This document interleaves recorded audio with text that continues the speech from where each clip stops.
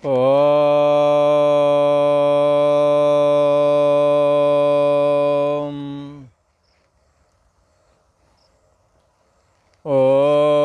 अखण्डमण्डलाकारं व्याप्तं येन चराचरं तत्पदं दर्शितं येन तस्मै श्रीगुरुवे नमः। योगेश्वर श्री कृष्ण भगवान की जय। ऐं सरस्वत्यै नमः। ओम शांति शांति शांति।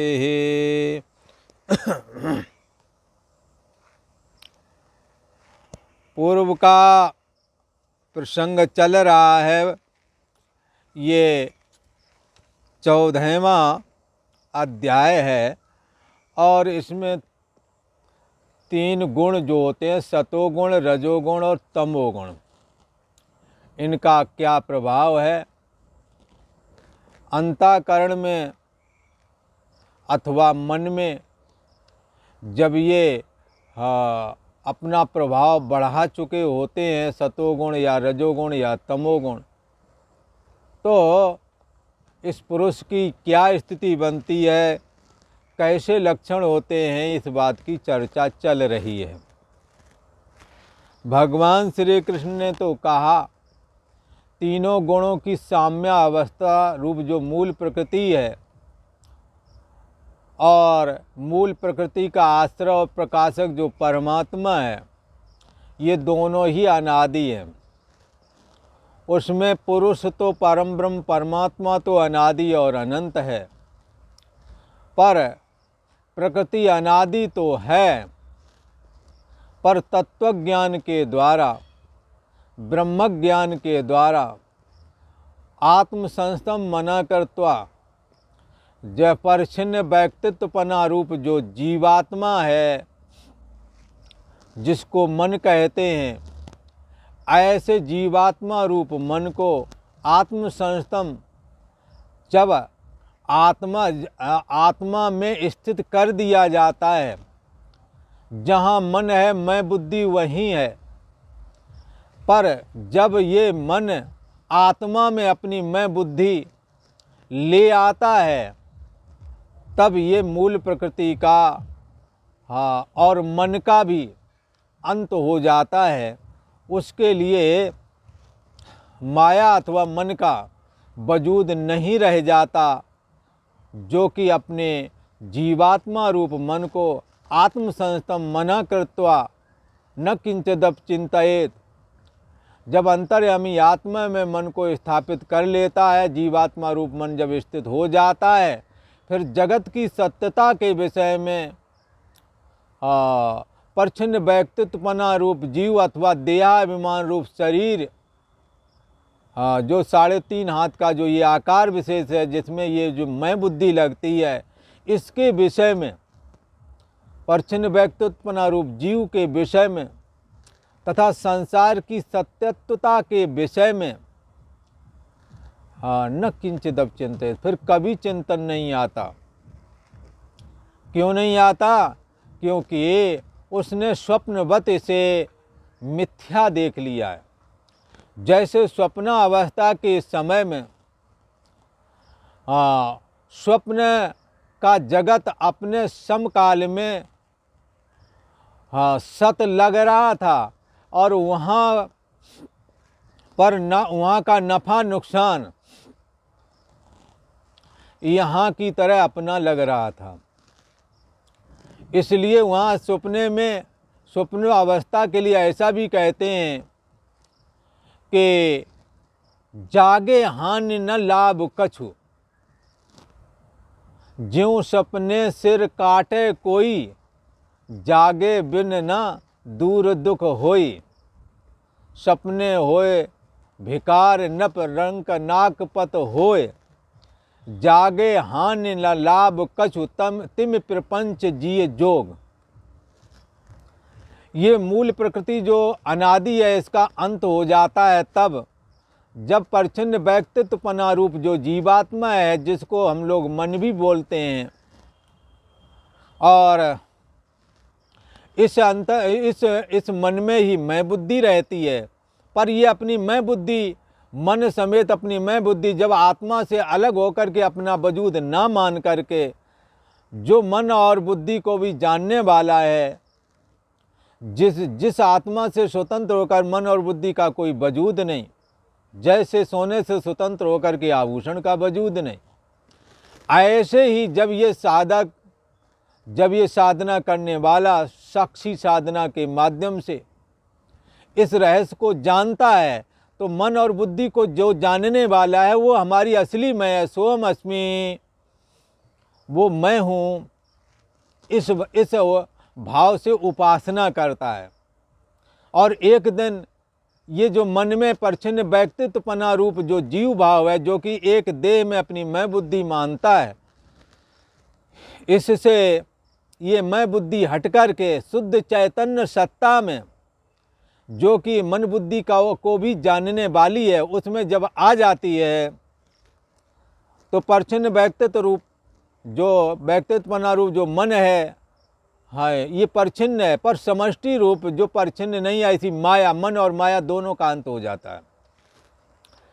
इसलिए जैसे स्वप्न अवस्था में और स्वप्न के पद पदार्थ का लाभ हानि नहीं रह जाता है, ऐसे ही परम ब्रह्म परमात्मा में स्थित रहने वाला या जीव भाव को जिसने आत्मा में स्थापित कर लिया, फिर वो जगत के सत्यता का, परिच्छिन्न व्यक्तित्वपना का, भोगों की रमणीकता का न किंचिदप चिंतित, फिर चिंतन नहीं करता, ऐसा कहा।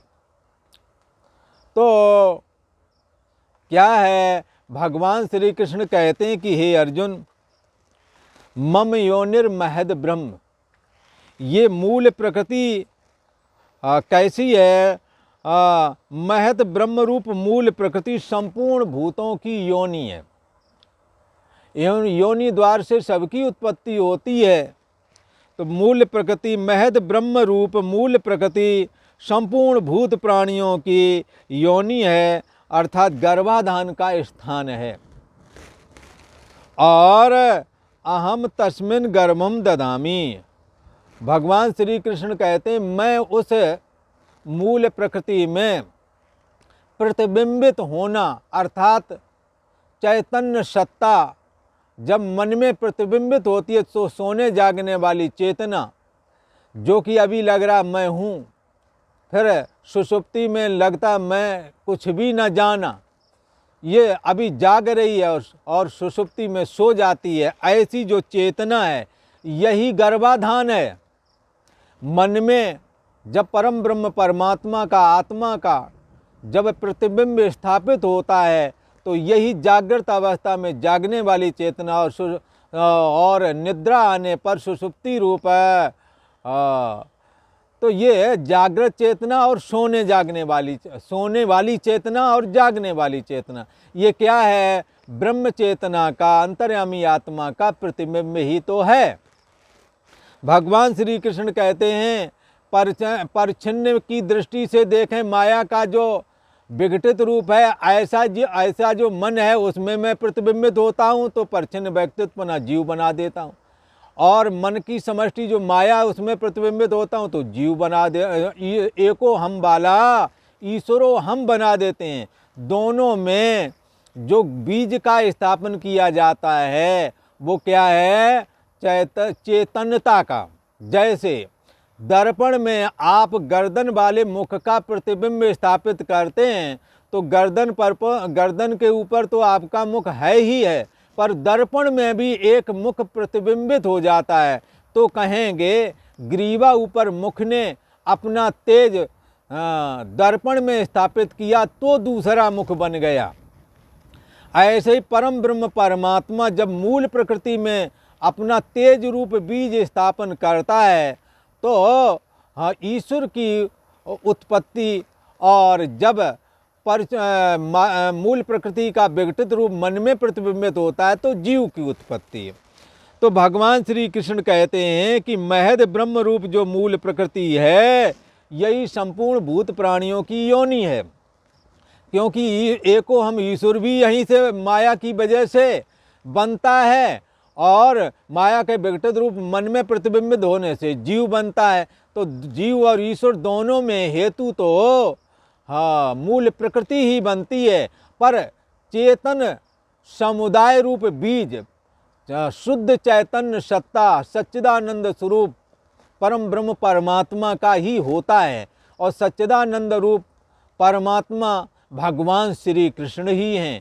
इसलिए वो कहते हैं कि मूल प्रकृति संपूर्ण भूत प्राणियों की योनि है, अर्थात गर्भाधान का स्थान है। तो गर्भ यहाँ तो गर्भ धारण करते हैं सभी जानते, पर मूल प्रकृति में गर्भाधान क्या है? मूल प्रकृति में प्रतिबिंबित हो जाना। मूल प्रकृति और मन दोनों जड़ हैं, पर इसमें शुद्ध चैतन्य सत्ता जब प्रतिबिंबित होती है तो ये कभी न सोने जागने वाली चेतना भी मन के खड़े होने पर लगता मैं हूँ, और मन के सो जाने पर मैंने कुछ भी न जाना, तो सोने और जागने वाली चेतना बन जाता है। भगवान श्री कृष्ण कहते हैं यही मेरा गर्भ स्थापन करना है। मन में गर्भ स्थापन करते हैं चेतना वाला, तो जागृत अवस्था में मैं हूँ ये जानता है, जब सो जाता तो मैं हूँ ये भी नहीं जानता। इसलिए सोने जागने वाली चेतना, और हाँ जिसके द्वारा ये सोने जागने वाली चेतना का भी निर्माण होता है, अर्थात शुद्ध चैतन्य सत्ता जब मन में प्रतिबिंबित होता है तभी सोने जागने वाली चेतना बनती है। यही चेतना परम ब्रह्म परमात्मा का बीज है जो मन और माया में स्थापित होता है, मूल प्रकृति में स्थापित होता है, एको हम ईश्वर भाव बन जाता है, और जब मन में स्थापित होता है तो बहुश्याम जीवो भाव परिच्छिन्न व्यक्तित्वनारूप जीव बन जाता है। इसलिए मूल प्रकृति और मूल प्रकृति ये संपूर्ण भूत प्राणियों के लिए गर्भाधान का स्थान है, और मैं उस योनि में मूल प्रकृति रूप योनि में चेतन समुदाय रूप गर्भ को स्थापन करता हूँ। फिर क्या होता है? फिर तो जड़ चेतन रूप संपूर्ण भूत प्राणियों की उत्पत्ति चालू हो जाती है। इस प्रकार से भगवान श्री कृष्ण ने ये बात बताई कि किस तरह से सारी सृष्टि का प्राकट्य होता है और किस प्रकार से स्थित रहती है और किस प्रकार से लीन हो जाती है। इस विषय की बड़ी विस्तार से पहले भी चर्चा की है, आगे भी करेंगे, पर आज तो इस बात को क्लियर करते हैं कि जब सतोगुण की वृद्धि होती है तो शरीर मन इंद्रियों में कैसे लक्षण घटते हैं, और जब रजोगुण की बहुतायत अंतःकरण में अथवा मन में होती है तो कैसे लक्षण घटते हैं। इसी प्रकार तमोगुण जब अंतःकरण में अथवा मन में बढ़ जाता है तो चित्त की स्थिति कैसी बन जाती है, इस बात की चर्चा करने वाले हैं। भगवान श्री कृष्ण कहते हैं कि सतोगुण की तो बात बता दी कि जिस समय अंतःकरण इंद्रियों में चेतनता आ जाती है और विवेक शक्ति उत्पन्न होने लगती है, और उस समय सतोगुण बड़ा है ऐसा तुमने समझना। इस देह में और इंद्रियों में जब चेतनता ताजगीपना ये सब बढ़ जाता है तो सतोगुण बढ़ा हुआ ऐसा समझना।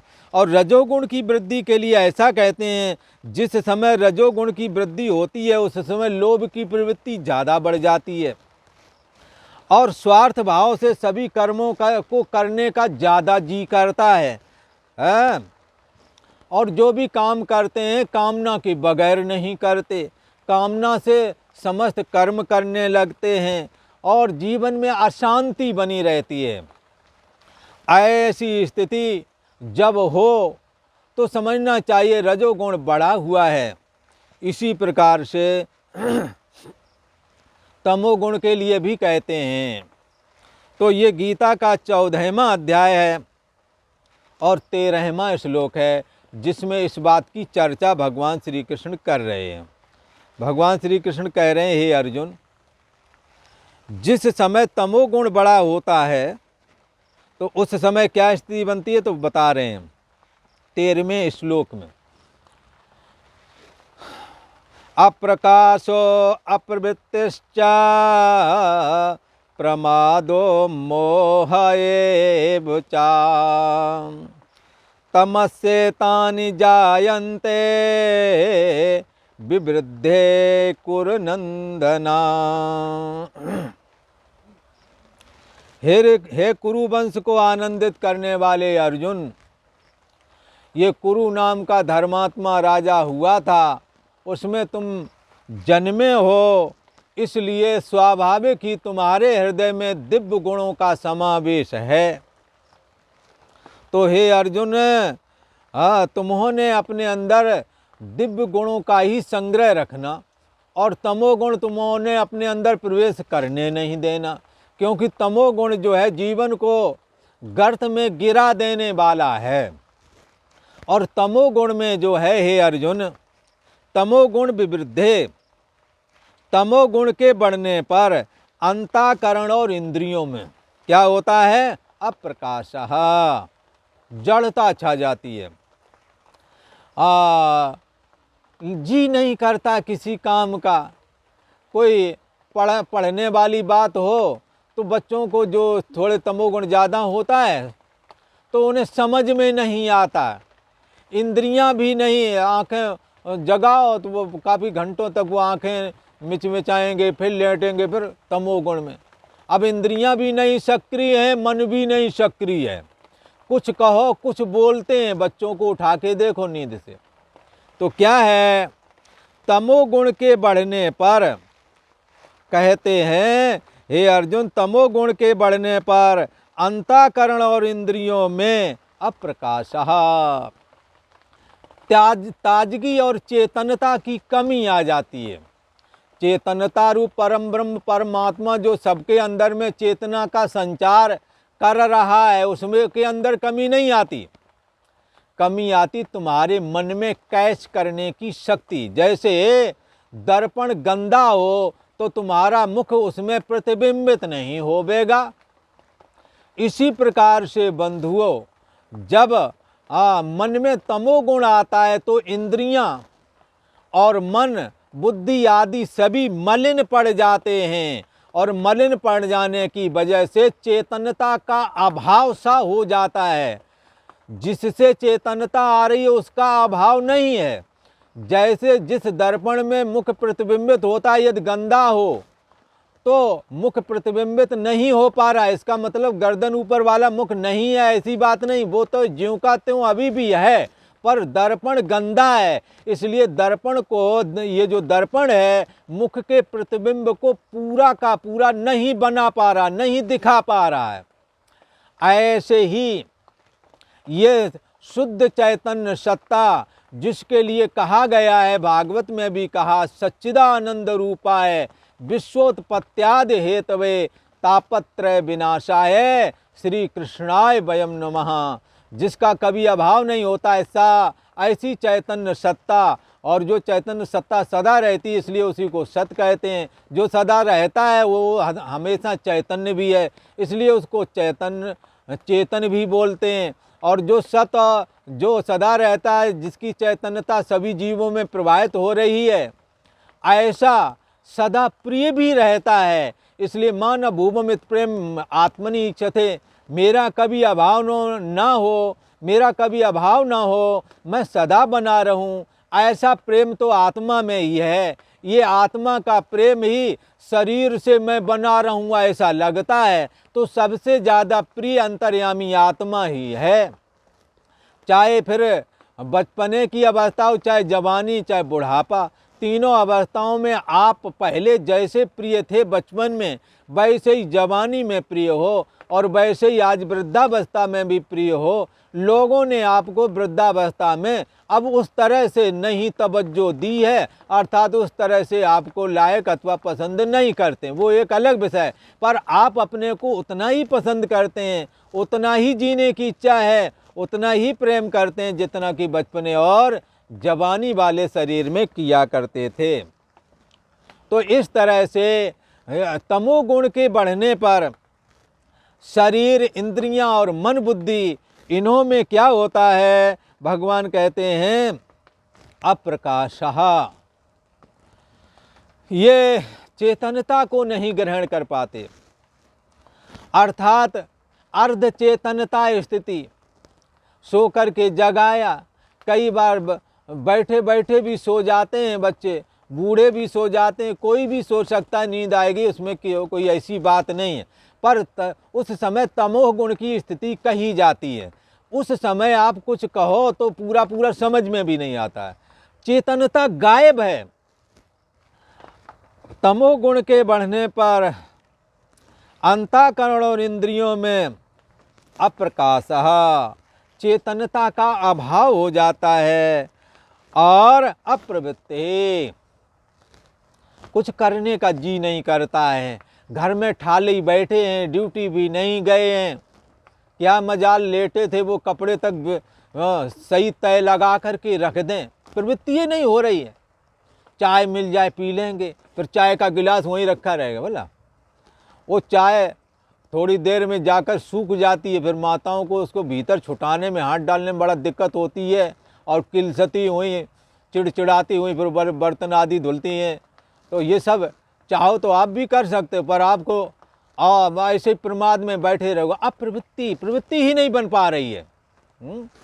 तो क्या है, कहते हैं तमोगुण के बढ़ने पर अंतःकरण और इंद्रियों में अप्रकाशः, चेतनता का अभाव हो जाता है। अप्रवृत्ति, किसी कर्म में प्रवृत्ति नहीं होती।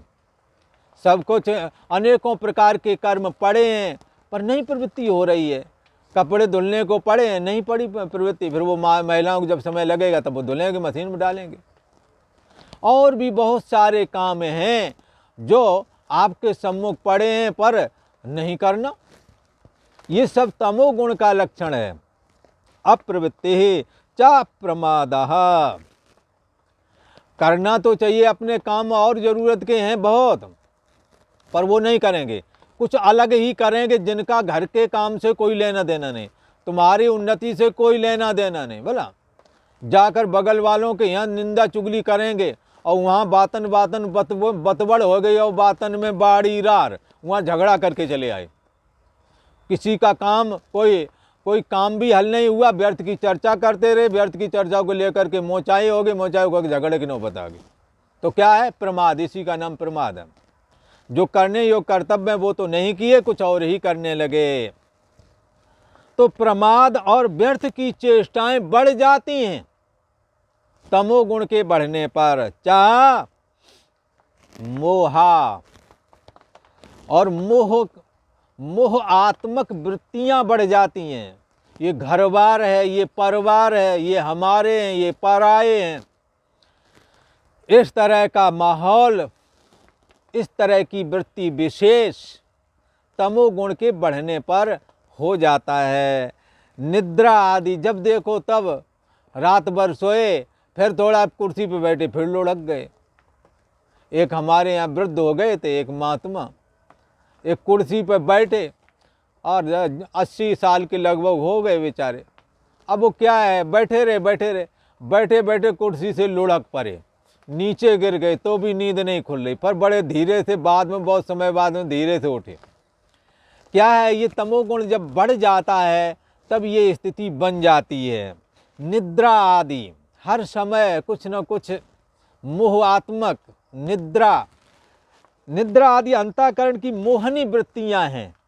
कभी व्यर्थ की कल्पनाएं ही, बार बार सोने की चेष्टा करते हो तो क्या होता है, स्वप्न दिखता है।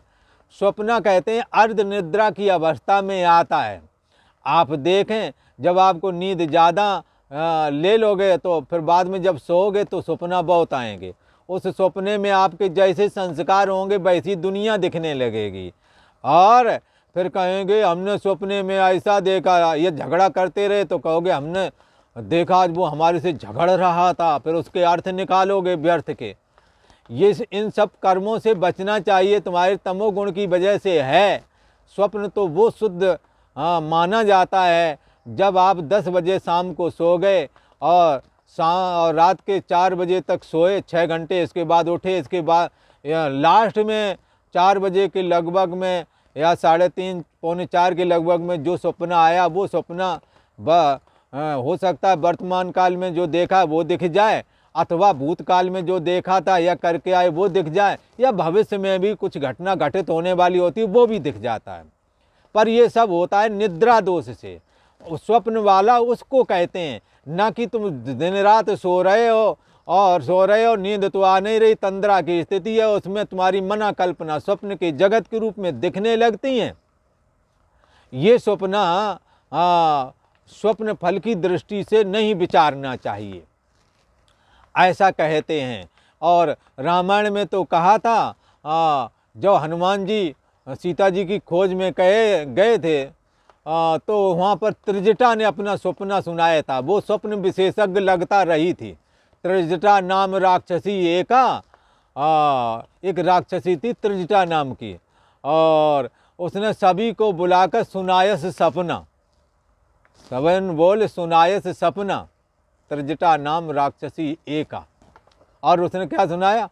सपने वानर लंका जारी, जात धान सेना सब मारी, यह सपना मैं कहूँ पुकारी, हो यह सत्य गए दिन चारी। तो एक ये बार बार सोने वाला ये नहीं है, पर उसने सपना देखा, चौथे पहर में देखा, तो उसने कहा 4 दिन के अंदर में ये सपना फलीभूत हो जाएगा। और हनुमान जी वहाँ पर पहुँच ही गए, तो उन्होंने फिर वो सपना सत्य कर ही दिया। तो क्या है, भविष्य की घटना भी सपने में आ जाती है। त्रिजटा स्वप्न के फल को जानने हारी थी, उसने बता दिया। खैर, ये सब तमोगुणी वृत्तियों के अंतर्गत ही लिया जाता है। भगवान श्री कृष्ण कहते हैं, अर्जुन, तमोगुण के बढ़ने पर अंतःकरण और इंद्रियों में अप्रकाश और कर्तव्य कर्मों में अप्रवृत्ति, कर्तव्य कर्म करने का जी नहीं होता है, बल्कि प्रमाद में पड़कर व्यर्थ की चेष्टाएं, व्यर्थ के कर्म करने लगता है ये पुरुष। और क्या कहता है? सो जाएगा और मादक पदार्थों के सेवन में लग जाएगा, झगड़ा करेगा। तो ये सब क्या है?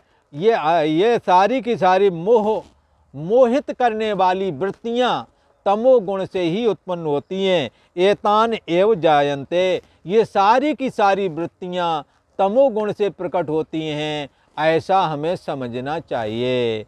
तो भगवान श्री कृष्ण ने यहाँ बताया कि किस प्रकार से जब तीनों गुण, सतोगुण, रजोगुण और तमोगुण, जब अंतःकरण में प्रकट होते हैं, जब सतोगुण प्रकट होता है और प्रभावी होता है अंतःकरण पर, तब रजोगुण और तमोगुण दोनों ही डाउन होते हैं। और जब रजोगुण प्रभावी होता है तो सतोगुण और तमोगुण डाउन होते हैं, और जब तमोगुण प्रभावी होता है तो सतोगुण और रजोगुण ये दोनों डाउन हो जाते हैं। और डाउन हो जाने पर इन तीनों के अंतःकरण में बढ़ने पर अंतःकरण, इंद्रियां और शरीर, मन, बुद्धि में क्या प्रभाव पड़ता है, ये भगवान ने विस्तार से यहाँ पर चर्चा की। जैसे कि सतोगुण में बताया, शरीर, मन, इंद्रियों में चेतनता बढ़ जाती है, कर्तव्य कर्मों के प्रति और निष्काम भाव से कर्तव्य कर्म करने के प्रति इसकी रुचि बढ़ जाती है, सतोगुण बढ़ जाता है। और रजोगुण के प्राप्त होने पर काम, क्रोध, लोभ आदि की भी वृद्धि होती है, विषय लोलुपता बढ़ जाती है, अशांति बढ़ जाती है, और लोभ की प्रवृत्ति बढ़ जाती है, और हर जगह धन, पुत्र, स्त्री आदि में राग बढ़ जाता है। तो ये रजोगुण का लक्षण है। और तमोगुण का लक्षण आज भगवान ने क्लियर किया कि तमोगुण में अंतःकरण और इंद्रियां में जड़ता बढ़ जाती है, और किसी काम को करने का जी नहीं करता, बल्कि उल्टा प्रमाद में, व्यर्थ की चेष्टाओं में समय गुजर जाता है। और निद्रा आदि और स्वप्न आदि अनेकों प्रकार की वृत्तियाँ, मोह के वृत्तियाँ, ये सब तमोगुण के बढ़ने पर अत्यंत प्रबल तौर पर उत्पन्न होती हैं, और ये आत्मा को, अर्थात तुम्हारे मुख्य कर्तव्य को ढक करके प्रमाद में लगाए रखती हैं। निद्रा, प्रमाद, आलस आदि इसी में घुमा करके ये समय पास करा देती हैं।